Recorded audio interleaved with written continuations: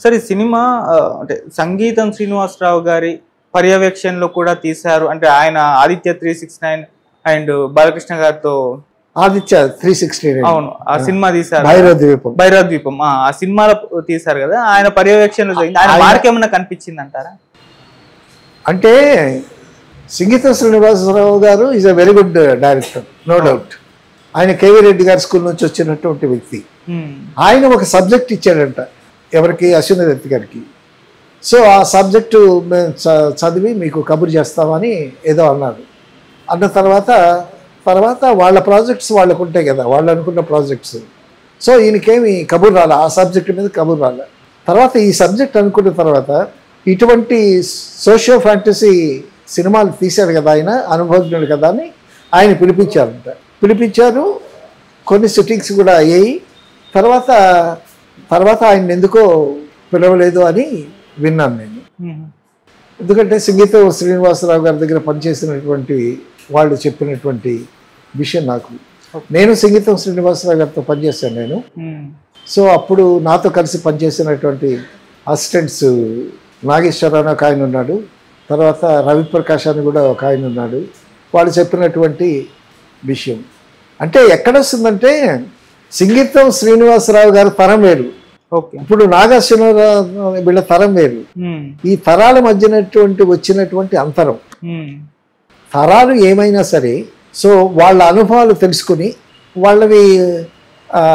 వాళ్ళు చెప్పినటువంటి విషయాలు పాతవి అనిపిస్తాయి, ఇప్పుడు జనరేషన్కి లేటెస్ట్ టెక్నాలజీకి పనికిరావనుకుంటే వాటిని అడాప్ట్ చేసుకుని చేయొచ్చు, తప్పలేదు. నాకేమనిపించిందంటే ఇది నాగ అశ్విన్ బ్రెయిన్లో నుంచి వచ్చినటువంటి బ్రెయిన్ చేంజ్. తను ఏదనుకున్నాడో దాని మీదే వెళ్ళాడు అని అనిపిస్తుంది.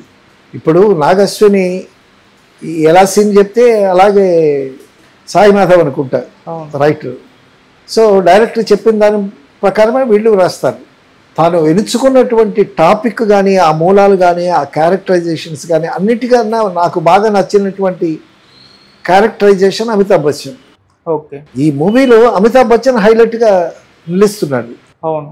తర్వాత కమల్ హాసన్ ఒక చోట ఏదో స్కెల్టన్ లాగా చూపించారు, ఫస్ట్ టైం చూపించారు. సో కమల్ హాసన్ అలాంటి ఆర్టిస్ట్ని వాడే కదా మెయిన్, వాడే కదా సేలం తీసుకురమ్మంటాడు, వీళ్ళందరికీ బాస్ వాడే కదా. వాడిని స్కెల్టన్గా చూపించారేంటి, కమల్ హాసన్ని సరిగ్గా వాడుకోలేదా అనేటటువంటి ఫీలింగ్ కలిగింది. బికాస్ నేను డైరెక్షన్ పర్స్పెక్టివ్లో చూస్తాను కాబట్టి నాకు అనిపించవచ్చు. But I speak what I feel. ఆ సినిమా చూసి నేనేం ఫీల్ అయ్యానో నా అభిప్రాయం నేను చెప్తున్నాను. ఓకే. సో మొత్తానికి ఫైట్స్ గిట్స్ క్లైమాక్స్ అదంతా బాగానే ఉంది. పోతే ఈ సినిమా బాగా ఫ్యాన్స్కి బాగుంటుంది, యూత్కి బాగుంటుంది, అందరికీ బాగుండాలి. అంత పెద్ద హీరో 500-600 కోట్లు పెట్టి సినిమా తీశారంటే అది బాగా కలెక్ట్ చేయాలంటే అందరూ చూడాలి, అందరూ చూస్తేనే దానికి లాభాలు వస్తాయి. ఆ లాభాలు వచ్చేటప్పుడు మళ్ళీ ఇట్లాంటి నిర్మాతలు ఇంకా మంచి సినిమాలు తీయటానికి ఉత్సాహంగా ఉంటారు. ఆల్రెడీ ఈ సినిమాకి మంచి పేరు వచ్చింది ఆల్రెడీ. అప్పుడే సెకండ్ పార్ట్ 2 అంటున్నారు. అప్పుడే నిజమా అబద్ధమో అశ్విని దత్ గారేమో సెకండ్ పార్ట్ 2 60% ఉంది, స్టాక్ ఉందని చెప్పాడు ఆయన. సో మంచిదే, ఒక నిర్మాత ఆ రేంజ్లో, హాలీవుడ్ రేంజ్లో ఫస్ట్ హాఫ్ టేకింగ్ అంతా హాలీవుడ్ టేకింగ్ భలే ఉంది, భలే తీసాడు, భలే టేకింగ్ కూడా బాగుంది, ఫోటోగ్రఫీ బాగుంది, ఆర్ట్ డైరెక్షన్ బాగుంది, అన్నీ బాగున్నాయి. బట్ క్లారిటీ మిస్ అయ్యింది. ఓకే, నువ్వు ఇప్పుడు చాలా అందంగా ఉంది బొమ్మ, కానీ అది రోబో, దానికి సోల్ లేదు. అవును. సో సోల్ ఇంపార్టెంట్ కదా, ఆత్మ ఇంపార్టెంట్, కథకైనా సినిమాకైనా దేనికైనా ఒక సోల్ ఇంపార్టెంట్. ఆ సోల్ మిస్ అవ్వకూడదు కదా.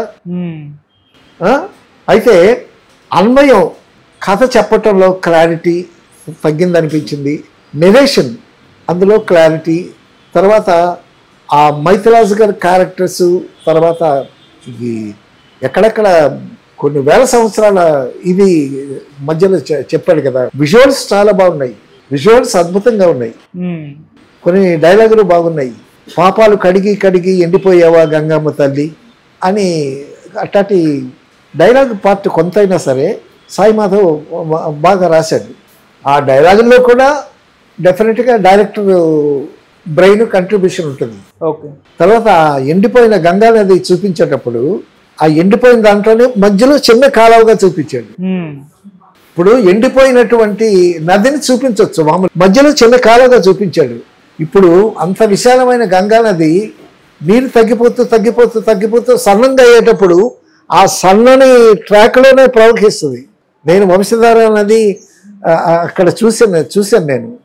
అలాగా ఆ చిన్న ఇసుకలోనే సన్నగా చిన్న కాలువలాగా చూపించడం, ఆ డీటెయిల్స్ అన్నీ చాలా బాగా వర్కౌట్ చేశారు.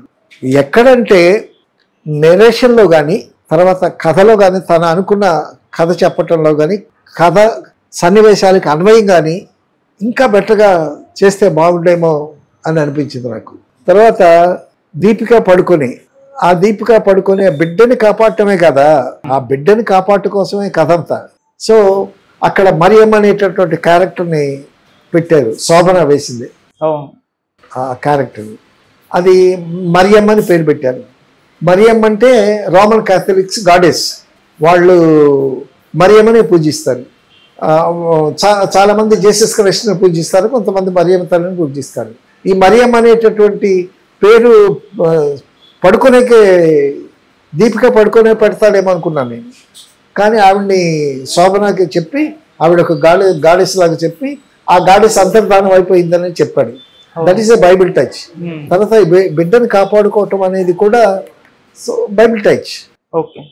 సో ఇలాగా ఎపిక్స్ని ఫాలో అవుతూ ఆ క్యారెక్టర్స్ని తీసుకుని చాలా బ్రిలియంట్ వర్క్ చేశాడు, అందులో సందేహం లేదు నాగార్జున. ఎందుకంటే ఇన్నిటిని ఇప్పుడు సెట్ ఇలా వేయాలి, నాకు అమితాబ్ బచ్చన్ గెటప్ ఇలా ఉండాలి, అన్నీ తను కన్సిడర్ చేస్తేనే కదా వాళ్ళు చేసేది. సో అవన్నీ చాలా బ్రిలియంట్గా ఉన్నాయి. ఫస్ట్ హాఫ్ లాగింగ్గా ఉందన్నారు. సో కొంతమందికి సినిమా అర్థం కాలేదన్నారు. మా ఇంటి పక్కన ఉన్న ఆయన నాకు సినిమా అర్థం కాలేదండి అన్నాడు.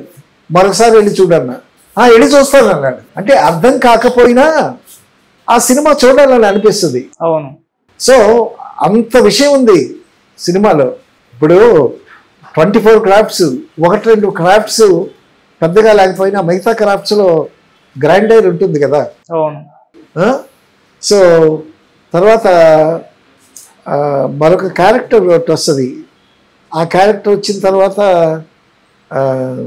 ప్రభాస్ హిందీ అమ్మాయి, ఒక అమ్మాయి రాక్సీ, దిశా పటాని. సో ఆ అమ్మాయి వచ్చిన తర్వాత అక్కడ సీన్లు అవన్నీ చాలా బాగున్నాయి. కొన్ని సీన్స్ చాలా అద్భుతంగా వర్కౌట్ చేశారు, నో డౌట్.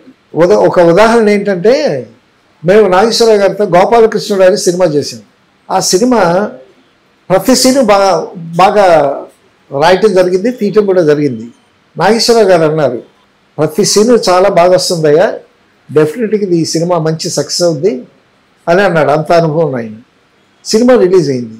అలా ప్రతి సీను బాగుండటం కాదు, ప్రతి సీను ఆ లింక్ ఉండాలి, కథకి లింక్ అయి ఉండాలి. ఓకే. సీన్గా బాగుంటే కాదు, కథలో నుంచి ఆ సీన్లో నుంచి క్యారెక్టర్స్ రావాలి, ఆ ప్రతి సీన్కి ఒక లింక్ ఉండాలి, ఆ లింకులో కథ చక్కగా నడుస్తూ ఉండాలి.